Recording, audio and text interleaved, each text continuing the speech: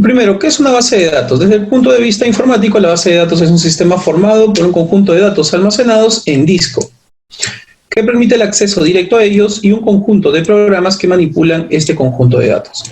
Entonces, cuando ustedes escuchen de bases de datos, van a escuchar dos tipos de bases de datos que actualmente se están usando. Las bases de datos relacionales y las no relacionales, o Not Only SQL. No SQL.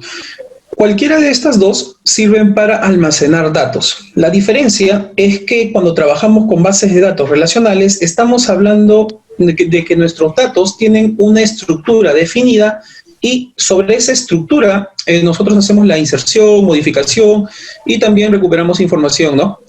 Pero en el caso de bases de datos no relacionales, nosotros no trabajamos con una estructura definida, ni tampoco trabajamos con tablas, como lo hacemos en bases de datos relacionales, que ya muchos imagino que han escuchado.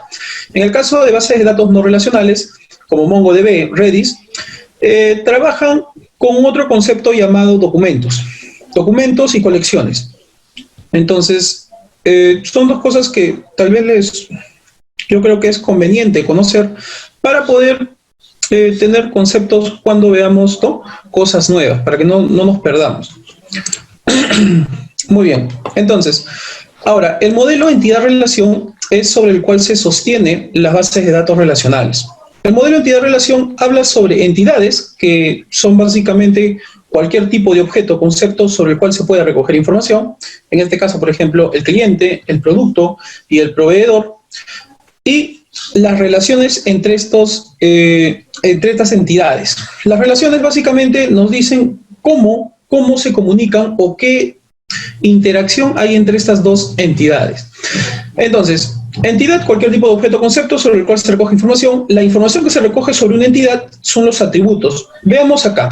El cliente tiene un apellido, tiene un, FN no sé qué será, un RFC, un nombre, un teléfono, tiene sus datos personales, ¿no?, asociados a un cliente. El producto también tiene un nombre, tiene un código de producto y tiene un precio. El proveedor tiene un nombre de producto, tiene una dirección, imagino, razón fiscal. Entonces, cada entidad tiene un conjunto de atributos. Ahora, ¿cómo se relaciona el cliente con el producto? A través de de la compra, ¿no?, a través de una acción, básicamente. ¿Cómo se relaciona el proveedor con los productos? A través del suministro. Ellos suministran los productos.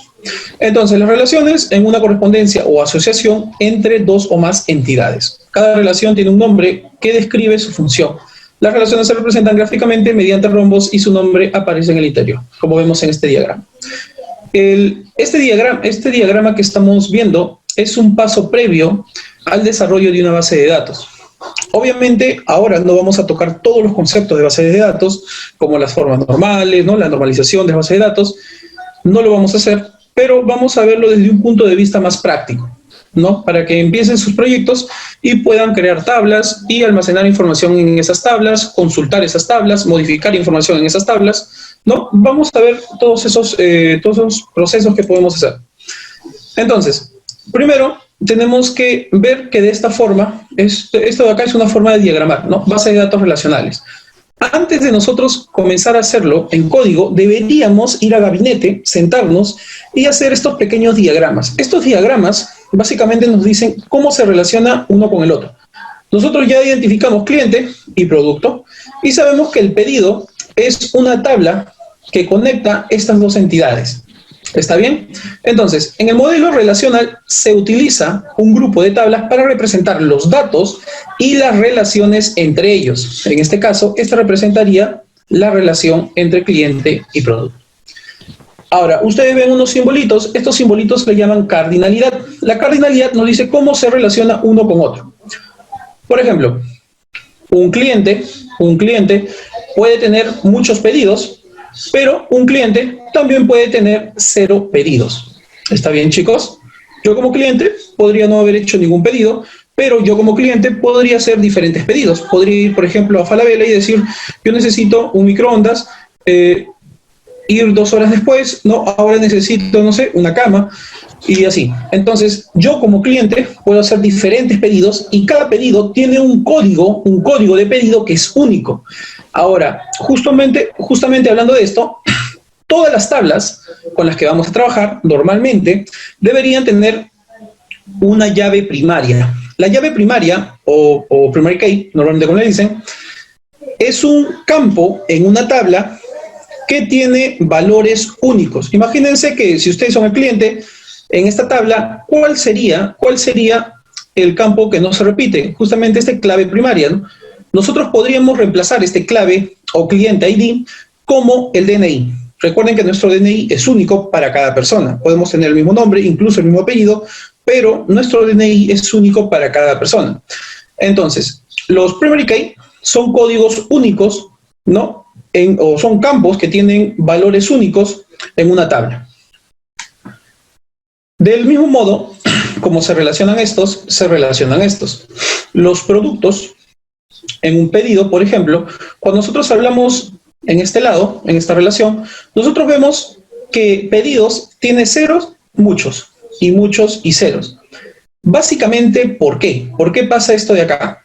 Esto sucede porque los productos y los clientes existen fuera del contexto del pedido. O sea, los clientes, como cliente tú existes y como producto tú también existes. Pero esta tabla pedido solamente existe cuando un cliente hace un pedido, ¿no?, de un producto. Entonces, por eso ustedes pueden reconocer que esta tabla es una tabla de conexión, básicamente, o una tabla que nos dice la relación entre estas dos entidades. ¿Está bien, chicos? Ahora, en este punto ustedes han visto 1 y 1. ¿Qué quiere decir? Para que exista un pedido, mínimamente tiene que haber un cliente. Y máximo tiene que haber un cliente. Porque les dije que cada pedido era único. Era único. ¿Está bien, chicos?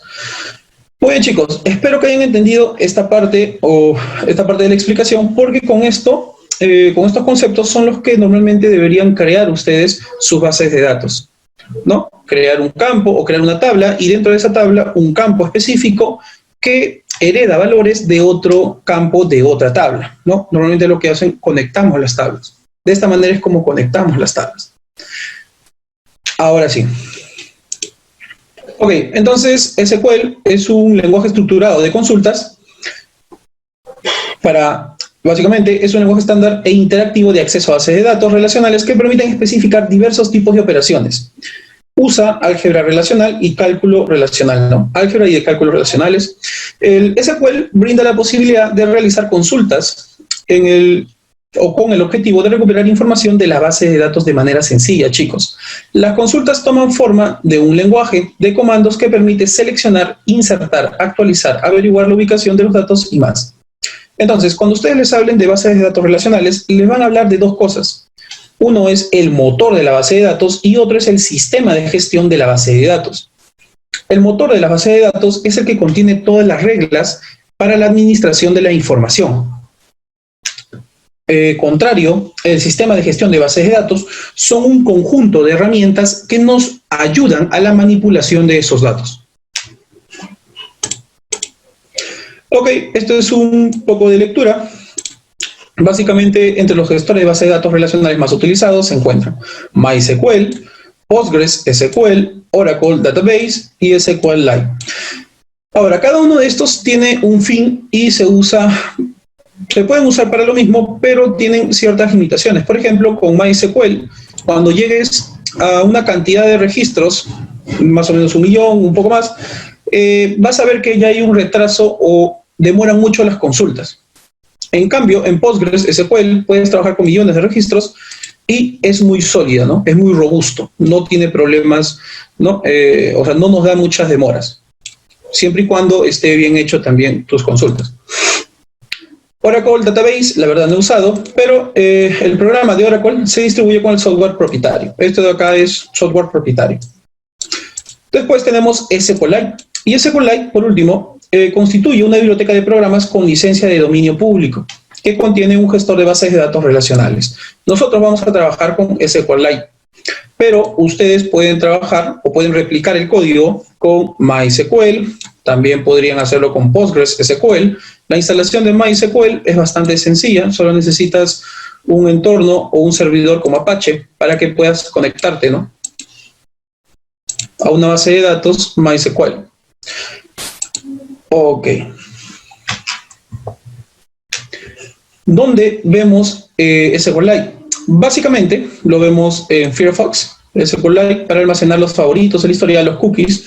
También lo usa el navegador Opera, también lo usa Skype de Microsoft. También los sistemas Android lo usan bastante y los iOS adoptan a SQLite para almacenamiento y recuperación de datos. Ahora, algo que diferencia o algo que tal vez ustedes han escuchado es justamente el tema de cliente-servidor. ¿Qué quiere decir? Que la base de datos está en el servidor y nosotros nos comunicamos para enviar información o recibir información, ¿no?, a través de las consultas SQL. Pero en este caso no hay, o sea, SQLite no trabaja así. Este gestor de base de datos tiene por objetivo ser parte de la misma aplicación con la que colabora, o sea, no cumple con el concepto cliente y servidor. Aunque no lo he explicado, en este caso yo sé que hay algunos de ustedes que ya manejan y entienden estas cosas. Muy bien, cerramos. SQLite es open source y se ha instalado por defecto en Python, es decir, forma parte de la biblioteca estándar. Ok, chicos. Si nuestra aplicación necesita almacenar gran cantidad de información local con cierta estructura, el empleo de SQLite es nuestra principal opción. Entonces, chicos, acá hay un tema importante. Cuando nosotros trabajemos con la librería SQLite, nosotros vamos a tener una correspondencia entre los tipos de datos. Recuerden que nosotros simbolizábamos sin valor como none, ¿no? Y básicamente ahora lo vamos a simbolizar como null, dentro de SQLite como null. Los enteros se representan, o su equivalente es integer, o float es real, string es text y byte es blob. Esto es binar large object, ¿no? Es un objeto binario largo, básicamente, de traducción. Muy bien. Entonces, algo que tenemos que ver también cuando hablamos de bases de datos es el espacio que se reserva en nuestro computador para almacenar la información, ¿no?, de los datos. En este caso, tenemos que tener claro que cada uno de estos tiene una subdivisión que nos permite optimizar el uso o el espacio que nosotros consumimos en la memoria de nuestro equipo. ¿Está bien, chicos? Por ejemplo, si yo voy a usar un número que va de, no sé, que es 0, que va, no sé, de menos 128 a 127, o sea, un número solamente que puede ser 50, 60, yo sé que va a ser ese, o va a estar en ese rango, yo tendría que usar un tipo de dato tiny int. ¿Por qué? Porque voy a reservar un espacio en memoria de 1 byte. Entonces, no es eficiente que yo lo ponga como un entero y reserve 4 bytes para almacenar un dato que va a ocupar máximo 1 byte. ¿Está bien, chicos?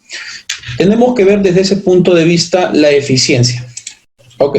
Entonces, integer, recuerden que dependiendo de la longitud de espacios o de bytes que va a ocupar, tiene toda esta subclasificación. Ustedes pueden usar la que quieran y pueden buscar en la documentación de SQLite 3.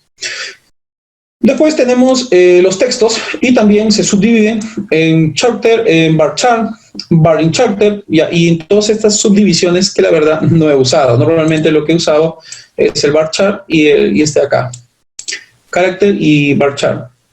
Después el tema del real, normalmente lo trabajo así, pero también tiene double precision y float. Pueden trabajar con cualquiera de estas subdivisiones.